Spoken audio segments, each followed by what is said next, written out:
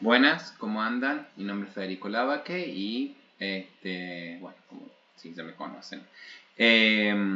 Bueno, lo que vamos a hacer ahora es un repaso de, el material de esta introducción al diseño de comunicación visual. Bueno, entonces, ¿qué es lo que yo les he pedido? En este primer trabajo práctico se presente que definas el diseño desde la perspectiva de tu grupo para luego formar un equipo de trabajo con tareas y funciones afines a esta definición. Es decir, ustedes van a ver diferentes definiciones de diseño gráfico de diferentes autores, de las que hemos visto en clase quizás, y en base a eso van a armar su propia definición de diseño. No pueden reproducir la definición de Frascara, no pueden no pueden tomar, digamos, igual la definición de Munaris ni de ningún otro diseñador. Entonces tienen que hacer su propia definición de diseño, basada quizás en algún área de diseño y en la motivación que a ustedes los llevó a estudiar una carrera de diseño. Y esta motivación grupal por resolver un primer trabajo práctico. Bueno, entonces, la primera parte del trabajo práctico vamos a, volver a repetir esta parte. Tiene que ver con un concepto de diseño gráfico como teórico y un manifiesto. Y un manifiesto es una posición política más certera respecto a qué es el diseño gráfico, pero digamos como más convincente. De alguna forma ustedes me tienen que convencer a mí por qué está bueno el diseño gráfico, por qué está buena la profesión que ustedes han elegido, y también no solamente porque está buena la profesión, sino la forma de ver del diseño a través de su estudio. Bueno, esta concepción del diseño que tenga su estudio, estas razones que los han llevado a estudiar el diseño, esta forma de ver la comunicación, esta forma de ver los aportes y defender los aportes y la posición del diseño dentro de la sociedad, es lo que los tiene que llevar también en cuanto a diferencial a poder esgrimir un nombre de estudio. Este nombre de estudio, además, este estudio va a estar compuesto por integrantes. Entonces, de acá vamos a los integrantes y con las funciones que va a cumplir cada uno de los integrantes dentro del grupo.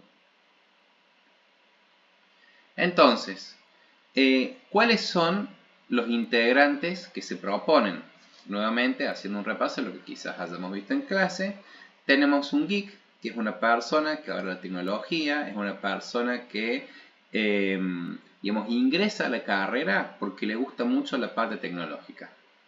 Tenemos un etnógrafo, que es una persona que tiene una visión de la realidad crítica, se enfoca mucho en lo humano, es una persona muy estudiosa, se le pregunta el porqué de cada cosa y sobre todo lo que le preocupa al etnógrafo es ver cómo puede hacer que este mundo sea más justo, ¿no? y que la gente esté mejor. Que de alguna forma es esta cuestión que ha llevado al diseño a ser lo que es hoy. El diseño es una disciplina que nace para mejorar la calidad de vida de la gente. Entonces el etnógrafo está preocupado de alguna forma por ver cuáles son los problemas en la sociedad, qué es lo que aqueja a la gente. El maker es una persona más artista, es una persona que le gusta hacer cosas, es una persona inquieta, es una persona que mientras yo estoy dictando esta consigna o quizás está en este video, está bocetando algo en algún lado.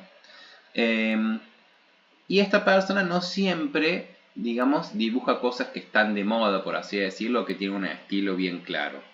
Para eso está él o la trendy, que es una persona que tiene muy buen gusto, que combina muy bien su ropa, y en el área gráfica, que sabe cuáles son las estéticas imperantes del momento y cómo hacer para que un diseño gráficamente y estéticamente quede lindo y actual según los tiempos que corren. Y finalmente tenemos el estratega. Bueno, finalmente sería el last, pero no el último. No es el último de todos, sino que medio como que es el primero, porque el estratega es esta persona que se va a preocupar por definir la estrategia de resolución frente a un problema que le va a comentar un cliente. Entonces, está bueno que los grupos sean de 5 personas y que pueden estar todos estos tipos de perfiles conviviendo conjuntamente.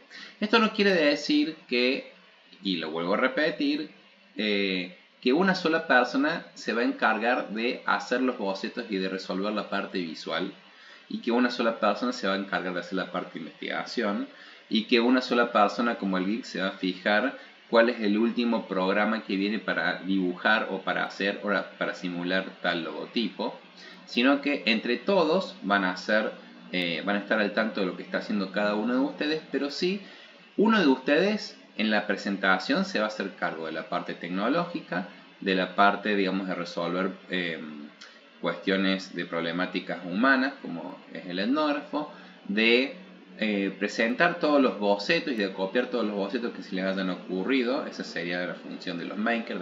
Todos tenemos un maker adentro, por eso hemos escogido la profesión de diseño. De hacer un filtro de todos esos bocetos que han tomado para darle una forma final en cuanto a tipografía, en cuanto a colores, en cuanto a estética, en cuanto a texturas. Esa es la parte trendy.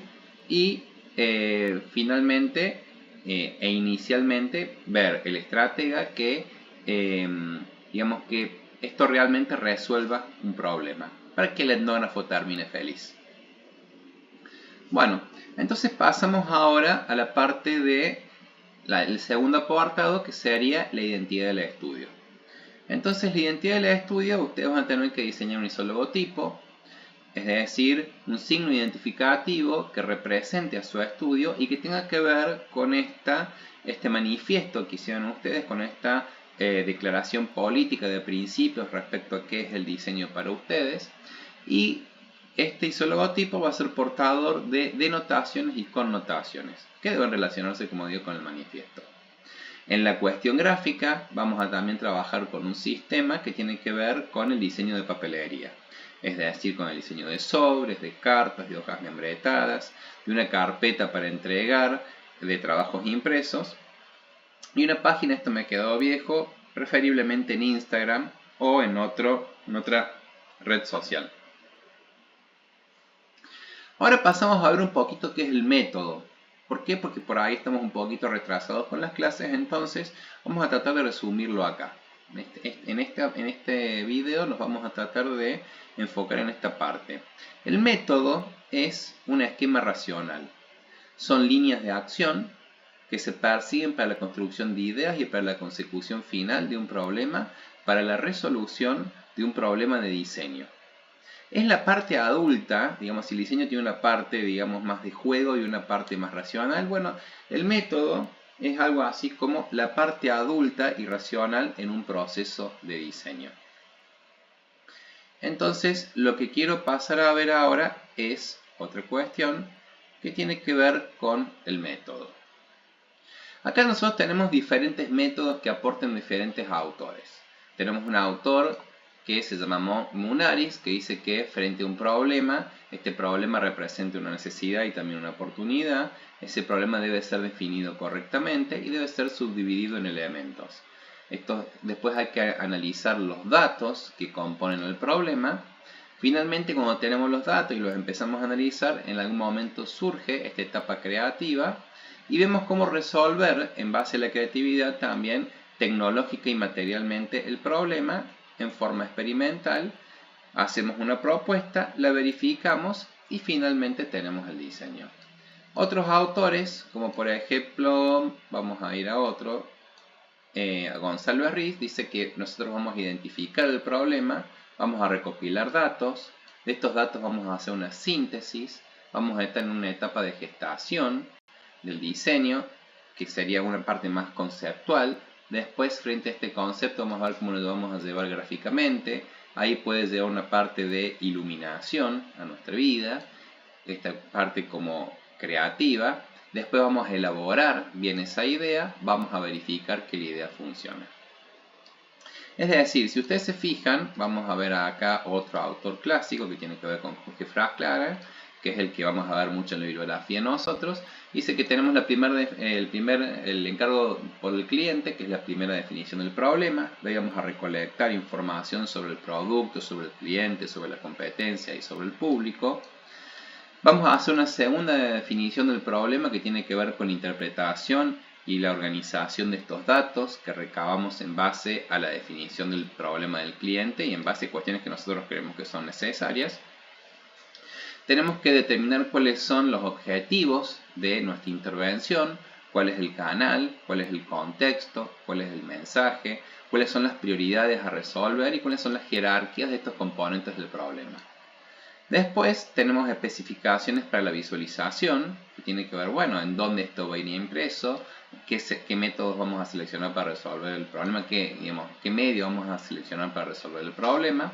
Desarrollamos un anteproyecto, se lo vamos a presentar al cliente, organizamos la producción, vamos a hablar ahí con proveedores, vamos a implementar esta solución y finalmente, luego de un tiempo, vamos a verificar si el problema se resolvió o no. Entonces, luego de todo esto, ¿a qué podemos llegar? A que, como veníamos diciendo, el método es un esquema racional trazado por las líneas de acción que deben seguirse para la construcción de las ideas.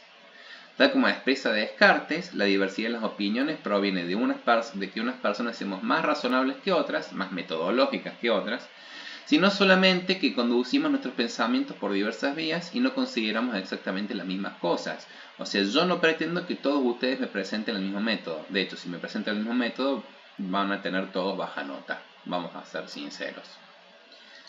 Entonces, el diseño, volvemos a una definición del diseño, es, digamos, la noción de método, diseño y problema son como una tríada.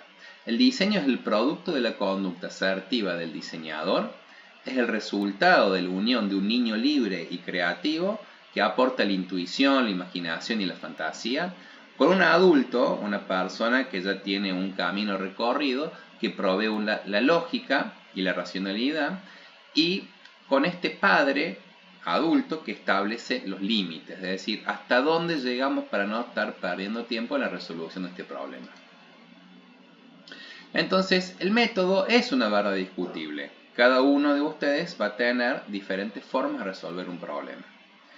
Entonces, según la definición anterior, el diseño se sitúa en un campo regido por dos ejes, unas cosas que se cruzan, así, que es que miren lo que me gusta, lo que a mí me gustaría hacer y lo que es conveniente, intentando siempre situarse con el equilibrio en el centro de ambas coordenadas. El método proyectual, común al diseño gráfico, diseño industrial, arquitectura, ingeniería y otros diseños, es una herramienta que a vos te va a ayudar a construir tu propio marco metodológico.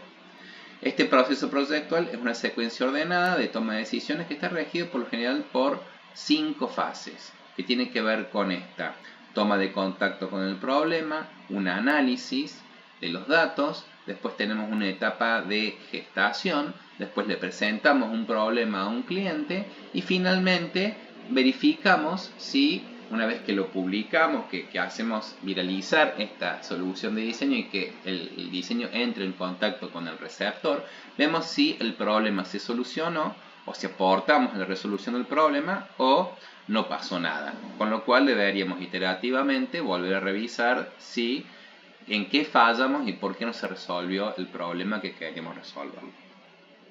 Bueno, entonces, esto sería un método, ¿no? Básicamente tenemos una etapa de contacto, una etapa de investigación, una etapa de diagnóstico y síntesis, una etapa de programación de propuestas creativas, una etapa de ejecución del programa, que son las etapas técnicas, y agrego una sexta etapa, por así decirlo, que tiene que ver con la etapa de verificación, de testeo, de ver si el problema se solucionó o no se solucionó. Vemos entonces, acá yo tengo, después les voy a pasar, tengo un par de formas de resolver problemas acá. Entonces, según por ejemplo Bruno Munari, tenemos el problema, la definición del problema, este ya lo hemos visto, pero tenemos otros, porque por ejemplo acá tenemos, en base al design thinking, otros métodos que son más circulares, no son tan lineales y que siempre están buscando ser empáticos, es decir, por ejemplo, ponerse en el lugar del otro. Voy a tratar de abrir esta imagen en una nueva pestaña para que la veamos mejor. Entonces tenemos, bueno, tenemos que escuchar, tenemos que ver, tenemos que imaginar y tenemos que bosquejar. ¿Tá? Tenemos que poner las palabras de la gente en una pared para ver qué significa. Tenemos que interactuar con, pensar iterativamente, es decir, ir midiendo constantemente la respuesta de la gente para ver si hacemos alguna modificación. En base a eso vamos a hacer prototipos. ¿Tá? Tenemos que ver qué es bueno y qué no es bueno en base a cuál es la opinión de la gente, cuál es el resultado en la gente. Y en todo esto hay una cuestión que tiene que ver la cultura, ¿no? Que es el estudio de cuáles son los factores contextuales que están afectando a estas personas que están siendo afectadas por un problema. Tenemos también otros ejemplos, vamos a ver ejemplos un poquito más lineales. Vamos a venir acá. No, me gusta este. No, vamos a verlo a la imagen. Abrir, para un ratito, abrir imagen en una nueva pestaña.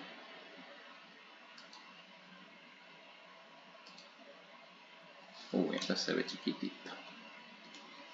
No, esto no se ve muy bien. Pero bueno, acá tenemos por ejemplo que en el triángulo del diseño hay una parte que es investigación, hay otra parte que son las ideas que surgen de esta investigación y hay otra parte que hacen al proceso de diseño en sí, esta cuestión de dividir por etapas acabadas nuestro trabajo. Vamos a seguir buscando alguna otra definición, alguna otra propuesta metodológica. Vamos a abrir esto y vamos a abrir la imagen en una pestaña nueva. Entonces, nosotros acá tenemos, bueno, primero, por ejemplo, para este grupo, primero vamos a la parte de investigación. Y acá vamos a definir el problema. Después vamos a tratar de, en la metodología, ser creativo, develar un plan mental, ¿no? Y estudiar posibles soluciones. Posible solución 1, 2, 3, 4. Todo siempre pensando en el usuario, porque acá está el diseño centrado en el usuario. Es la parte de ideación. Después tenemos una parte de prototipado, de un prototipado iterativo, en el cual, bueno, tenemos un prototipo que es validado a través de la opinión de un usuario que mediante el testeo te dice pulgar para arriba o pulgar para abajo. Y después, si el pulgar es para abajo, esto se redefine, se vuelve a presentar un prototipo y así hasta que se termine la validación. Cuando termines la validación, llegas a una solución final y entonces esto pasa a ser producido. Entonces lo que se busca en la implementación es ver que este diseño sea empático, sea efectivo y que la solución sea efectiva. ¿Tá? Y ahí tenemos usuarios felices. Entonces, fíjense que acá cada uno de estos grupos, por así decirlo, si fueran grupos, han aportado una visión diferente del diseño. Entonces, lo que yo pretendo también para este trabajo es que ustedes ya tengan pensado, para que se me ha perdido un poquito acá donde estaba, esta parte, es ¿quién se encarga? La pregunta de hoy sería ¿quién se encarga? A ver si esto me aumenta, no me lo aumenta. Pero bueno, ¿quién se encarga, por ejemplo, de encontrarse con el cliente? ¿Quién se encarga de definir el problema? ¿Quién se encarga de investigar? ¿Quién se encarga de diagnosticar? ¿Quién se encarga de elaborar una estrategia creativa? ¿Quién se encarga del diseño de las piezas? ¿Quién de ustedes se encarga de la presentación del cliente?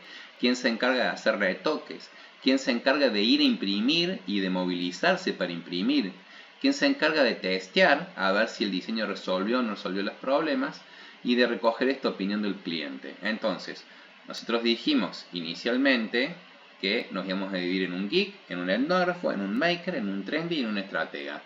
Puede incluso quizás hasta haber un sexto, pero cada uno de ustedes tiene que tener una función y esa función se debe ver reflejada en la metodología. Entonces la pregunta es, ¿y quién se encarga de esto?